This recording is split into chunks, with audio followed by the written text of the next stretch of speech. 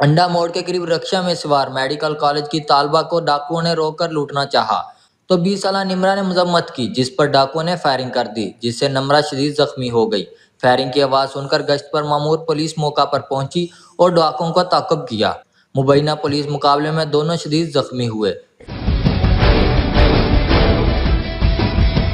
Firing से जख्मी नम्रा जख्मों की ताब न लाते हुए जिना अस्पताल में दम तोड़ गई।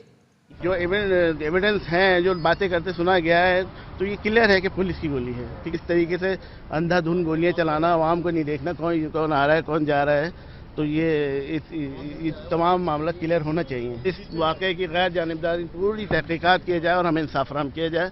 जबकि रियाज नामी डाकू भी हलाक हो गया। हम लाते हैं टॉप न्यूज, आपके फेवरेट टॉक शोज और अनलिमिटेड एंटरटेनमेंट सिर्फ YouTube पर। अगर आपने अभी तक हमारा चैनल सब्सक्राइब नहीं किया तो अभी सब्सक्राइब करें और बेल आइकॉन को क्लिक करके हमारी लेटेस्ट वीडियोस के बारे में अपडेट जानें।